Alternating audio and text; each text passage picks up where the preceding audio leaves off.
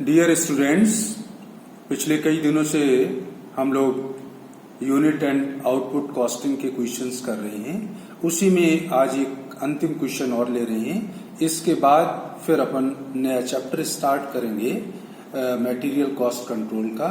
तो इस क्वेश्चन को बोर्ड पे सॉल्व करके मैं आप लोगों को दिखाता हूं, देखिएगा। तो क्वेश्चन की रीडिंग एक बार लगा लेते हैं। देखिएगा, मैसर्स हिंद शूज कंपनी दो किस्म के जूते ए और बी का निर्माण करती है। 31 मार्च 2019 को समाप्त वर्ष के लिए उत्पादन लागतें निम्न प्रकार से थी। क्या क्या लागतें थी? डायरेक्ट मटेरियल 15 लाख का, डायरेक्ट वेजेस 8,40,000 की, प्रोडक्शन ओवरहेड्स 3,60,000 के, टोटल दे रखा है 27 लाख। ये तो कंबाइंड कॉस्ट है दोनों तरह के शूज ए एंड बी के लिए। नीचे आपको एडिशनल इंफॉर्मेशन में कह रहे हैं, ए किस्म के जूतों में प्रत्यक्ष सामग्री की लागत बी किस्म के जूतों की लागत से दुगनी थी।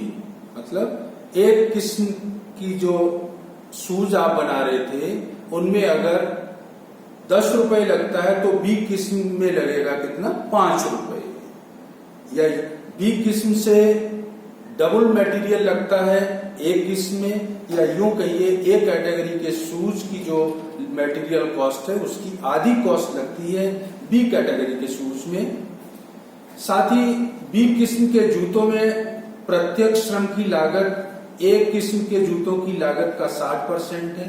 इसका मतलब ये हुआ, ए कैटेगरी में अगर 100 रुपए लगेंगे डायरेक्ट लेबर, तो बी कैटेगरी में लगेगा कितना? 60 रुपए। उत्पादन उपरिव्यय ए तथा बी किस्म के जूतों में प्रति जोड़ा समान थी। मींस जो प्रोडक्शन ओवरहेड्स हैं उनको पर जोड़ा समान थी। इसका मतलब जो नंबर ऑफ आउटपुट है यूनिट से उनके रेशियो में मैं उसको बांट दूंगा। प्रशासन उपरिव्यय प्रत्येक किस्म के जूतों के लिए प्रत्यक्ष श्रम का 150% थे। बिक्री उपरिव्यय 15 रुपए प्रति जोड़ा था। नीचे और बता रखा है, एक किस्म के 4,000 जोड़े बनाए जिसमें से 3,600 बेच दिए। बी किस्म के 12,000 बनाए जिसमें से 10,000 बेच दिए। ए कैटेगरी के शूज का प्राइस है 440 और बी कैटेगरी के शूज का प्राइस है 280 रुपए। आपको कॉस्ट स्टेटमेंट प्रॉफिट दिखाते हुए बनाना है। तो चूंकि इस प्रश्न में दो कैटेगरी है प्रोडक्ट की, A and B, material, wages और ओवरहेड्स, प्रोडक्शन ओवरहेड तीनों की कंबाइंड कॉस्ट दे रखी है। दोनों कैटेगरी के शूज का लागत विवरण और प्रॉफिट का स्टेटमेंट अलग अलग बनाना है, तो उनकी लागतें भी अलग अलग चाहिए।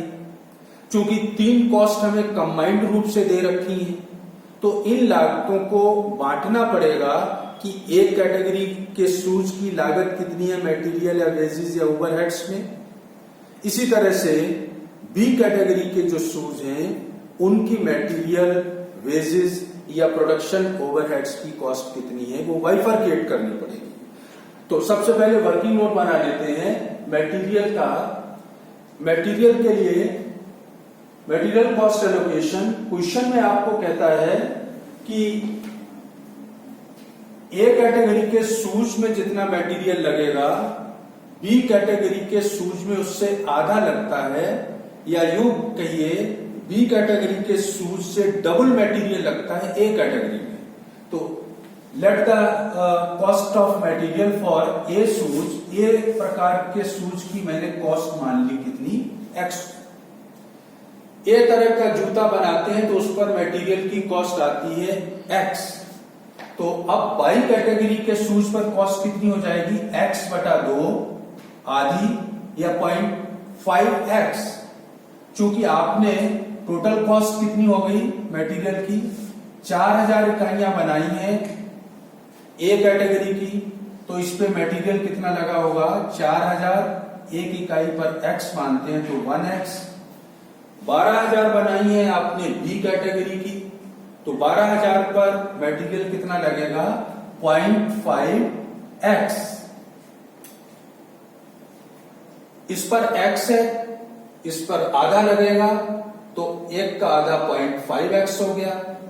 तो 4000 इकाइयों पर x से गुणा किया तो 4000, 6000 में 0.5x से गुणा किया तो 6000x, तो 4 और 6 टोटल कितना हो गया? 10000x। इसका मतलब सारे प्रोडक्ट पर मटेरियल कितना लगा है? 10,000x। और क्वेश्चन में हमें बताया है कि मटेरियल की जो कॉस्ट है ए और बी की, वो है 15 लाख। तो वैसे x मान के अगर मैं निकालूं तो कॉस्ट आती है 10,000x, तो 10,000x कॉस्ट आती है, लेकिन आप कह रहे हैं कि हमारी लागत आई है 15 लाख। तो इसका मतलब x का मतलब क्या हो गया? 10 लाख x बराबर 15 लाख, तो x बराबर कितना हो गया? 15 लाख बटे 10,000 बराबर कितना हो गया? 150। इसका मतलब ए प्रोडक्ट अगर बनाए तो उस पर कॉस्ट कितनी आएगी? 1x आती थी, तो कितनी हो गई? 150। बी प्रोडक्ट पर 0.5x कॉस्ट आती है, मतलब x की आधी कॉस्ट आती है। आधी का मतलब 150 का आधा 75 रुपए। क्लियर? इसका मतलब अगर मैं ए और बी की अलग अलग कॉस्ट अब निकालूं तो कैसे निकालूंगा? Cost of material for A and B. A की आपने 4000 इकाइयां बनाई हैं। एक इकाई की कॉस्ट मैंने मानी थी x, और x इज इक्वल टू फार्मूले से निकाल दिया 150।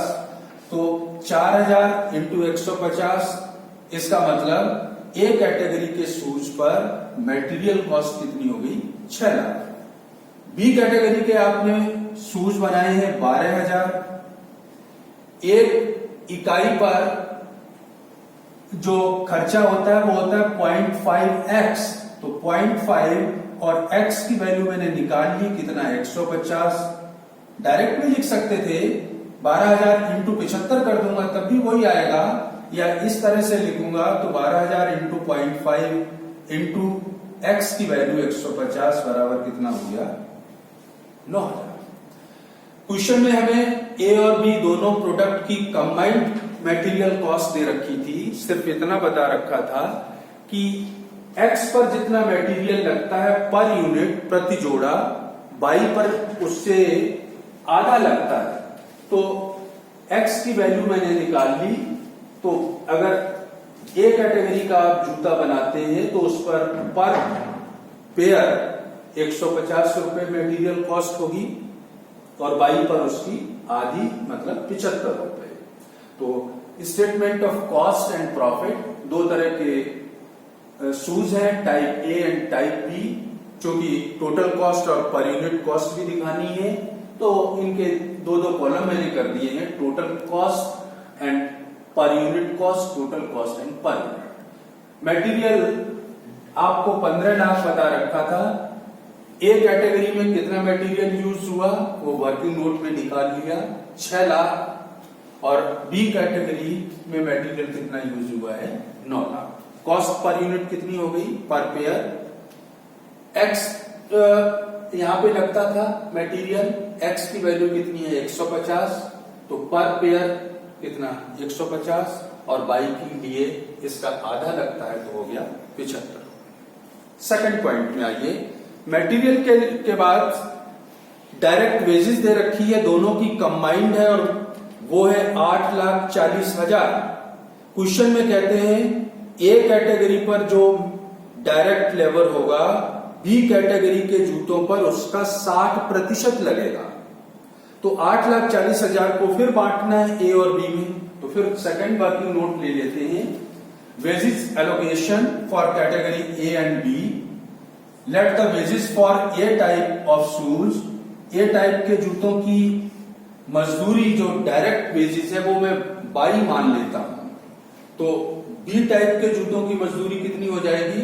सो wages for B type of shoes will be 60% of wages of A type, that is X. It means 60% of बाई का 60%, या इसको अपन इस तरह से लिख सकते हैं 0.6 बाई। टोटल आपने प्रोडक्ट बनाया है, ए कैटेगरी के 4,000 जूते हैं, बी कैटेगरी के 12,000। तो इन 16,000 पर टोटल आपका जो वेजेस का खर्चा है वो दे रखा है 8,40,000। अगर मैं इसको इस तरीके से लिखूं, 4,000 जूते बनाते हैं ए कैटेगरी के, एक जूते पर वाई मटेरियल लगता है तो इंटू 1y। बी कैटेगरी के 12,000 बनाते हैं और इस पर ए कैटेगरी के मटेरियल का वेजेस का 60% लगता है, इधर 1y था, इसका 60% हो गया 0.6y। दोनों को जोड़ दिया तो ये टोटल आ गया 11,200y। इसका मतलब y की वैल्यू में 11,200 से गुणा कर दूं तो आ जाएगा 8,40,000। तो 11,200y का मतलब कितना है, 8,40,000 प्रश्न में हमें दे रखा है। एक y का अगर वैल्यू निकालना हो तो 8,40,000 में 11,200 का भाग दे दूंगा, भागफल आ गया कितना, 75 रुपए। इट मीन्स ए कैटेगरी के जूते पर आप डायरेक्ट मटेरियल के रूप में कितना लगाते हैं, 75 रुपए। और बी कैटेगरी के जूतों पर अगर निकालना हो तो डायरेक्ट अगर लिखूंगा तो मैं कितना लिखूंगा, 75 into 60%, that is 45। A category के जूते पर 75 रुपए। अब अगर इनकी 8,40,000 को बाइफरकेट करूं प्रोडक्शन के हिसाब से, ए कैटेगरी में आपने कितने प्रोडक्ट बनाए हैं, 4,000। एक पर डायरेक्ट वेजेस ए कैटेगरी पे माना था एक्स वो बाई लगता है, बाई की वैल्यू है 75, तो 4,000 इंटू 75, इसका मतलब डायरेक्ट वेजेस ए टाइप के शूज पर कितनी आ गई, 3 लाख रुपए। बी टाइप के शूज 12,000 बनाए हैं, 60% आपको बाई का 60% इस पे लगाना है, तो 60% of by is equal to 75। इसका मतलब कितना आ गया, 5,40,000।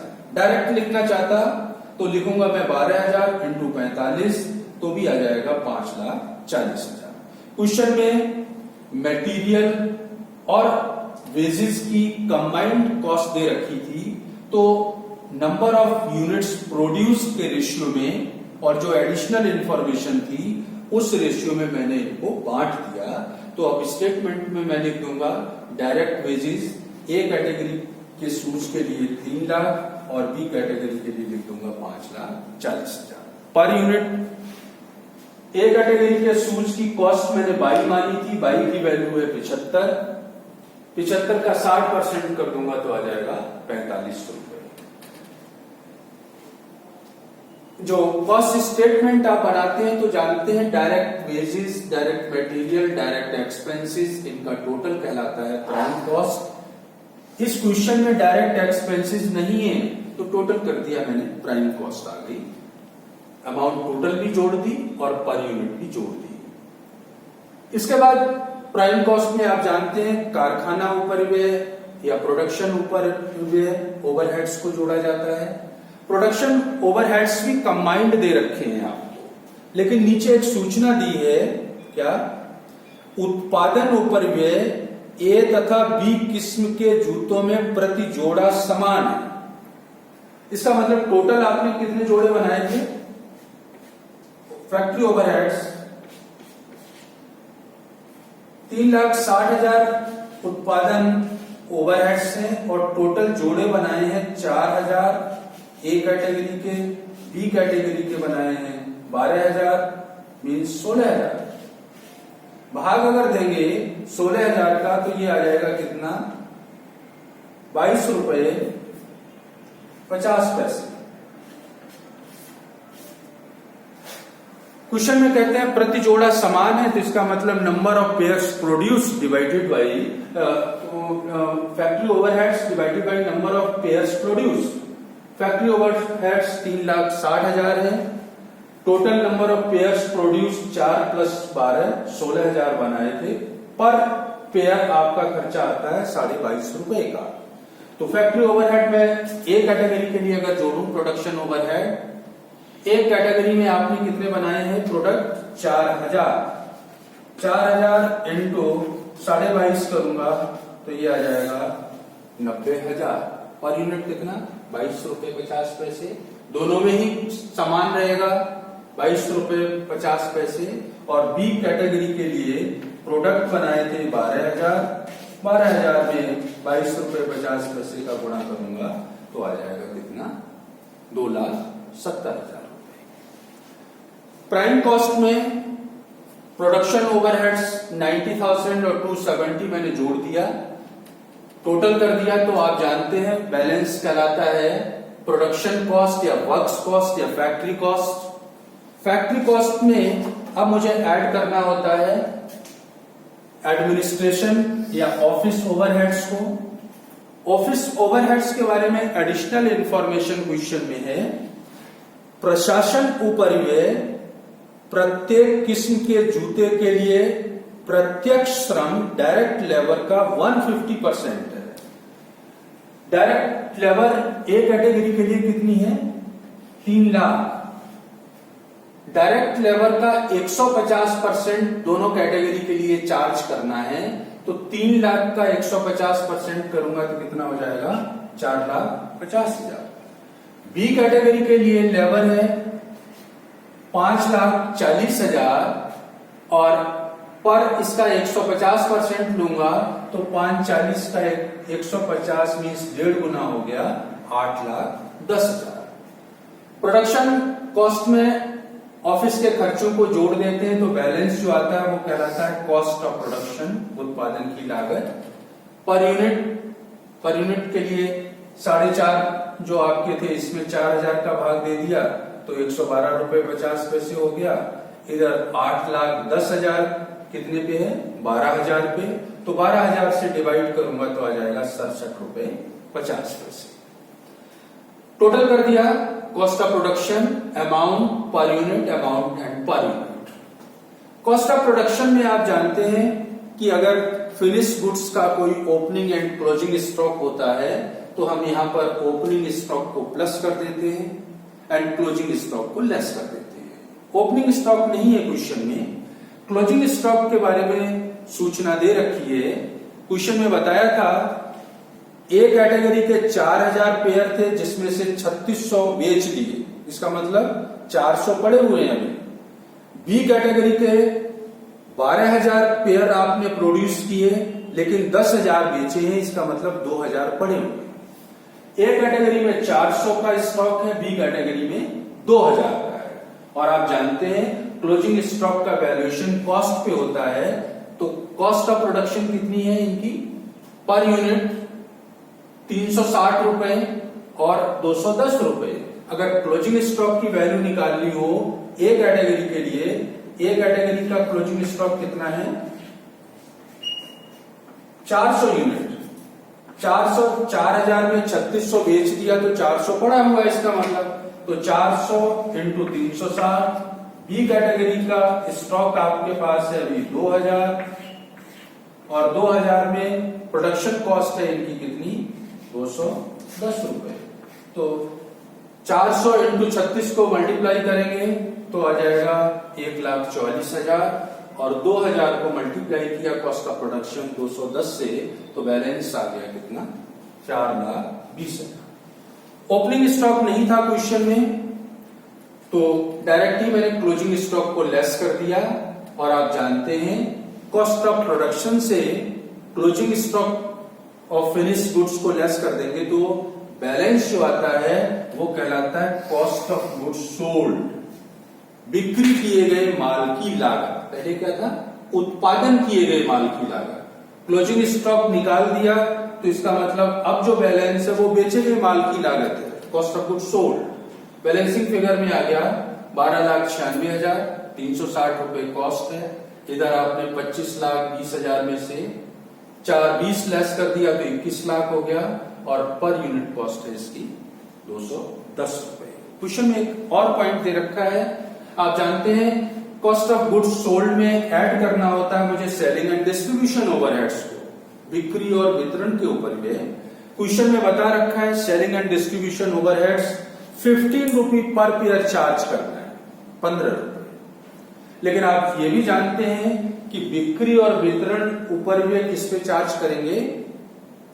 चार्ज करेंगे किस पर, जो आपने बेचा है। बेचा कितना है, ए कैटेगरी का बेचा है 3600 और बी कैटेगरी का बेचा है कितना 10,000। 15 रुपए आपको चार्ज करना है पर पेयर। तो ए कैटेगरी का 3600 इंटू 15 करूंगा तो सेलिंग ओवरहेड्स आ जाएंगे 54,000 और बी कैटेगरी के लिए आ जाएगा कितना 1.5 लाख। पर यूनिट तो फिक्स दे ही रखा है। इस तरह से आपने टोटल कर दिया, टोटल आ गया कॉस्ट ऑफ सेल। अब जो माल बेचा उसकी लागत कितनी है, पहले उत्पादन की लागत, बेचे गए माल की लागत और बिक्री किए गए माल की लागत, टोटल निकाल दिया। क्वेश्चन में बता रखा है सेलिंग प्राइस ए कैटेगरी का है 440 और बी कैटेगरी का 280।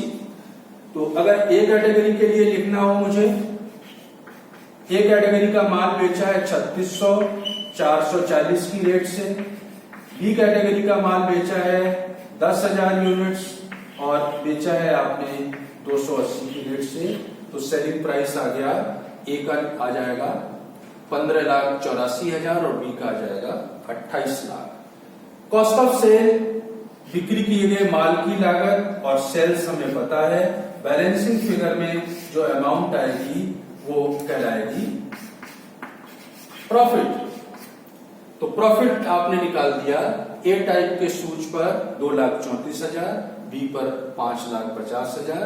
अगर पर यूनिट आप निकालना चाहेंगे तो 2,34,000 में जितना माल बेचा है कितना 3,600 का भाग दे दूंगा तो 65 रुपए पर पेयर प्रॉफिट आ जाएगा।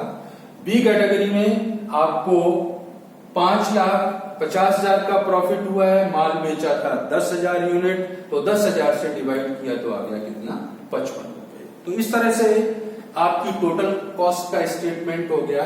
क्वेश्चन में 2 ही पॉइंट्स मेन थे, मटेरियल और वेजेस को बाइफरकेट करना। तो आज ये चैप्टर यहाँ पे खत्म होता है यूनिट कॉस्टिंग का। नेक्स्ट लेक्चर में मैं आप लोगों से मटेरियल कॉस्ट कंट्रोल के बारे में बात करूंगा। Thank you.